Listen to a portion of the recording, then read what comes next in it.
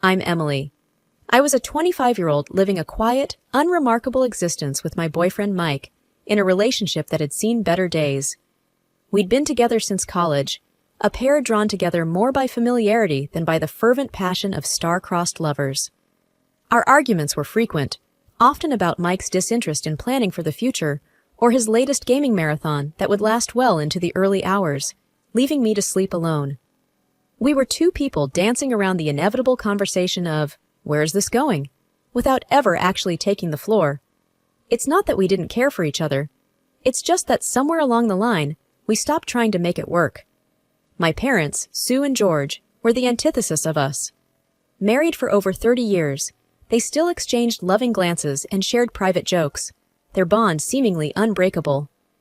They were my foundation, the steadfast love I aspired to find for myself, even if it wasn't going to be with Mike.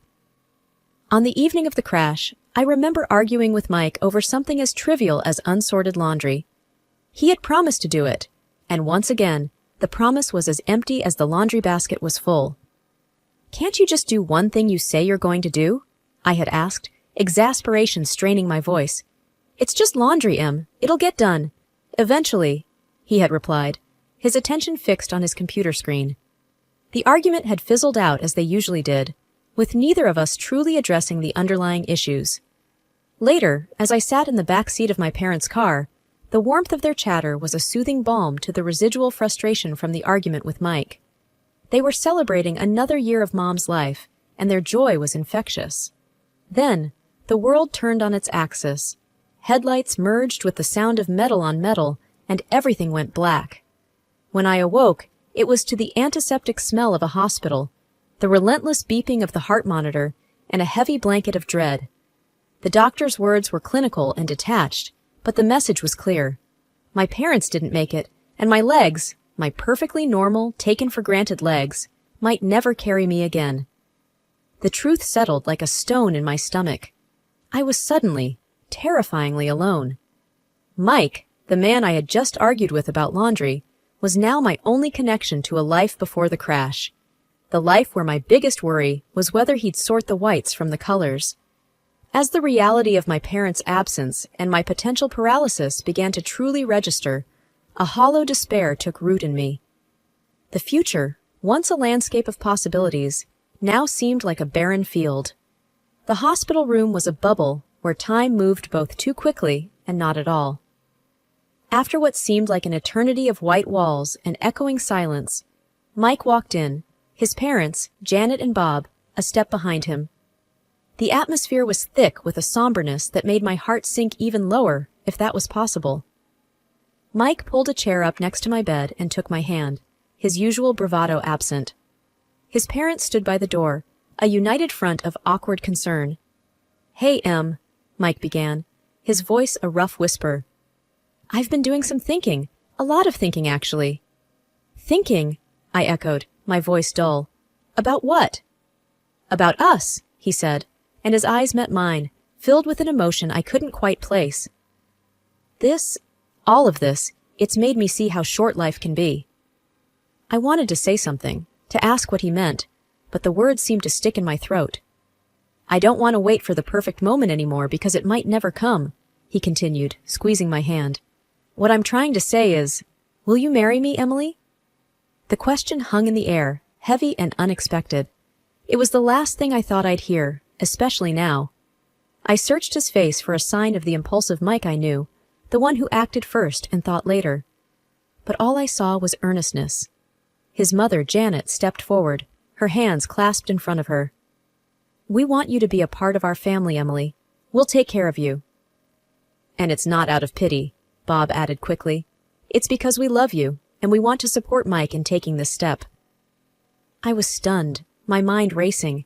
This was a lifeline, unexpected, and maybe even a little reckless, but a lifeline nonetheless. I looked at Mike, really looked at him, and saw not just my sometimes immature boyfriend, but a man offering his support in the most uncertain time of my life.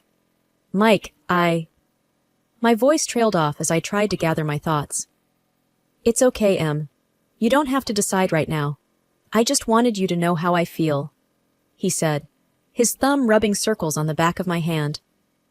I thought about my parents, about the unwavering love and support they had always shown me. Wasn't this what they would have wanted? For me to be loved and cared for, no matter what? Mike, I don't know what the future holds for me, for us. But yes, I found myself saying, the words stronger than I felt. Yes, I'll marry you. A smile, the first genuine one I'd seen in days, spread across Mike's face. Janet let out a soft sob, covering her mouth with her hand, and even Bob's eyes glistened with unshed tears. Moving into my parents' house with Mike should have been a fresh start, a new chapter. The house was too big for just one person, and everywhere I looked, I saw memories of my parents. I thought having Mike with me would fill some of those empty spaces, but I was quickly learning that his presence was a reminder of what was missing, not a replacement.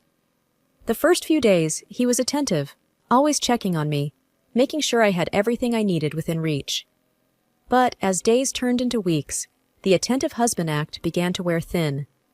Mike started spending more time on his computer, his headphones on, shutting me out. One evening, as I maneuvered my wheelchair into the kitchen, I found him staring blankly at his screen. "Mike, have you thought about looking for a new job?" I asked, trying to keep my tone light. "The insurance won't cover everything, and the bills are starting to pile up." He didn't look away from the screen. "I told you, Em, I'm taking care of you now. That's my job."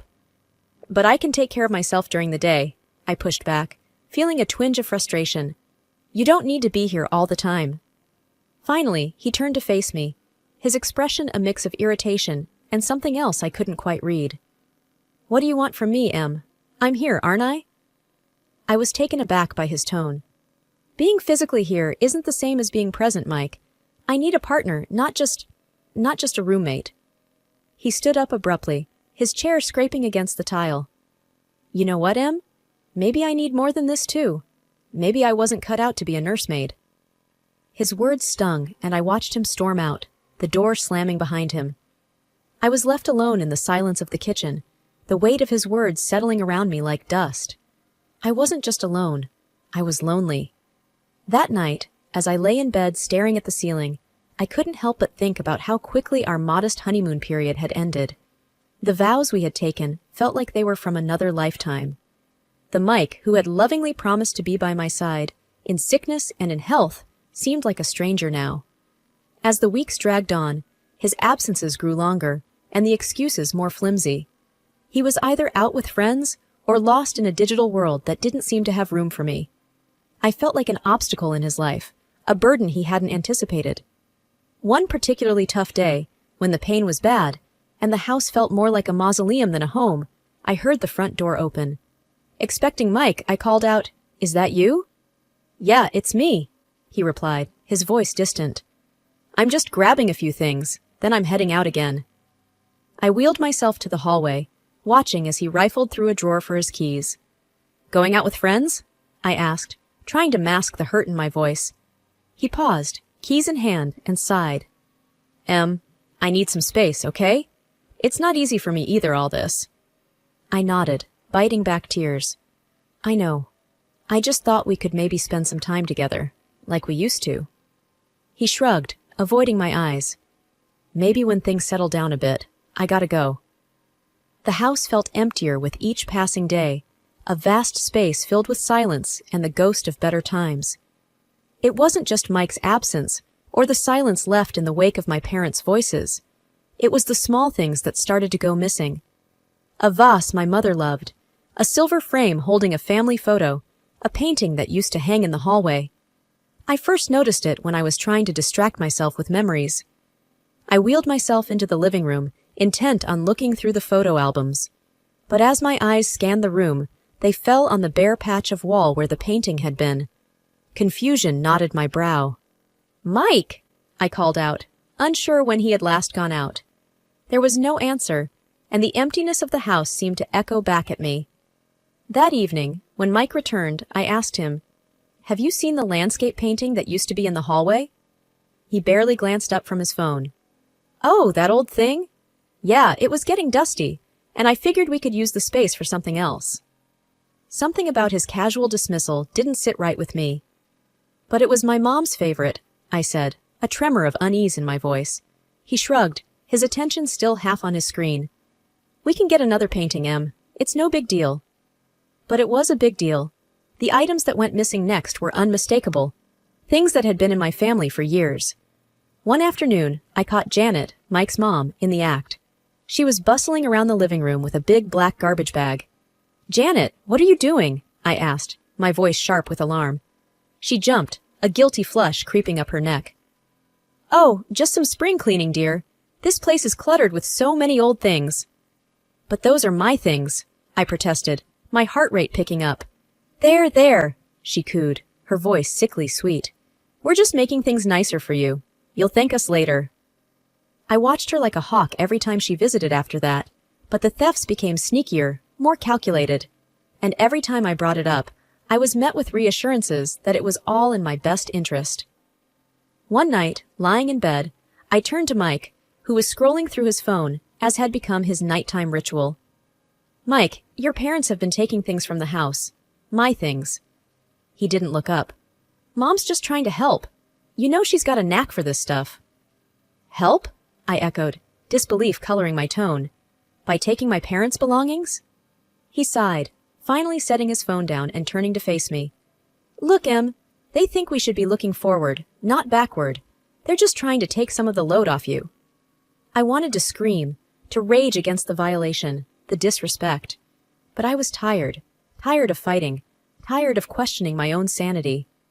"This isn't what I want," I whispered, the fight draining out of me. Mike reached over and patted my hand, a gesture that felt more patronizing than comforting. "Try to get some sleep, Em. Things will look better in the morning." I couldn't take it anymore and confided in Anna, my closest friend, who was also a massage therapist. She had been helping with my rehabilitation, her visits a rare source of relief. "Anna, things are going missing around the house," I confided as she worked on my stiff muscles.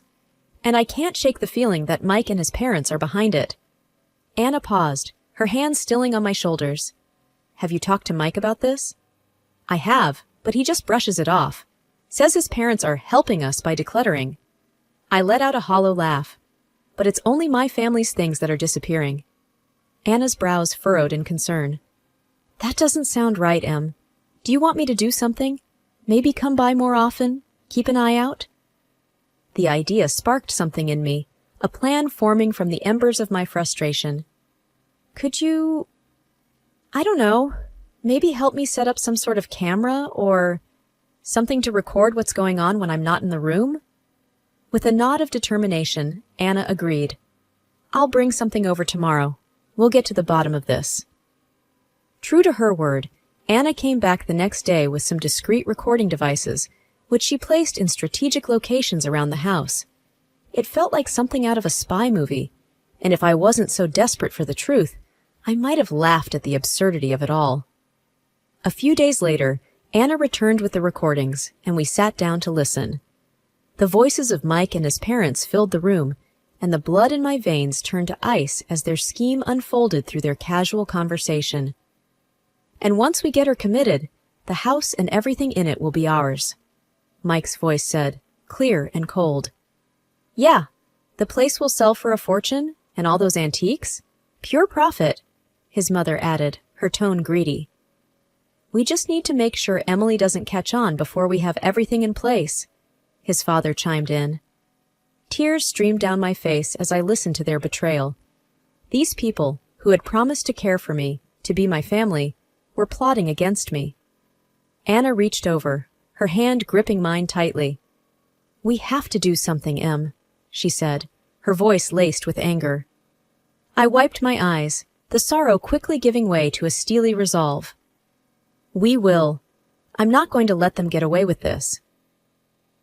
The morning after listening to the recordings, I tried to act normal, but every word they said, every smile they gave, felt like a lie. It was during breakfast when I noticed something was off. The usual noise of the city that drifted in through the open window was absent. I wheeled myself over to see what was happening, only to find that the ramps that allowed me access to the garden were gone. "Mike!" I called out, my voice laced with panic. "Where are the ramps?" He came into the room, feigning ignorance. "The ramps? Oh, they were looking a bit worn. Thought they needed fixing." I stared at him, the man I thought I knew. And you didn't think to tell me? How am I supposed to get around? His gaze was evasive as he shrugged. I just thought you'd be safer inside for now. You know, until we get new ones. The room felt like it was spinning, and it wasn't from my injury. Safer? Or trapped? The words slipped out before I could stop them. He didn't respond, just turned and walked away, leaving me stewing in a mix of anger and helplessness. Later, when I asked Janet about it, she was syrupy sweet with false concern. We're just looking out for you, dear. We wouldn't want you to have an accident, she said, touching my shoulder with feigned tenderness. I pulled away from her touch, feeling the sting of their deceit. I didn't realize needing ramps qualified as a hazard, I replied, my voice steady though my insides were shaking. Janet's eyes hardened for a moment before she regained her composure. We're just trying to help, Emily. It's for the best. That night, as I lay in bed, the darkness felt oppressive. Mike was out again, probably drowning his guilt in cheap beer and cheaper thrills. I reached for my phone, the screen a small beacon in the dark, and dialed the number Anna had given me for emergencies. Anna, I whispered when she picked up. They've removed the ramps. I'm literally trapped in my own home. Her voice was firm, a lifeline in the tumultuous sea I was drowning in. Hang tight, Em. I'm going to make some calls. We're going to sort this out. Next day, I was in the kitchen when I heard the doorbell. My heart pounded as I maneuvered towards the entrance. It was Anna, flanked by a man and woman wearing crisp suits and stern expressions. They were from a local disability rights organization, here to assess my living situation. Beside them was my lawyer, Mr. Hammond, clutching a leather briefcase. Emily, we're here to make things right, Anna said, her determination matching the resolve in my chest. Mr. Hammond stepped forward. We need to establish the facts first, Emily. I'll need to see the house. Check against the inventory of your parents' belongings. As we moved through the house, the representatives from the service took notes, their disapproval clear at the missing ramps and the blatant disregard for my welfare. Mike walked in during the commotion, surprise etching his face. Em, what's going on? Who are these people? I looked at him, really looked at him, allowing the full weight of my gaze to settle on his shoulders. I'm taking back control, Mike. This is my lawyer, and these are advocates for people with disabilities.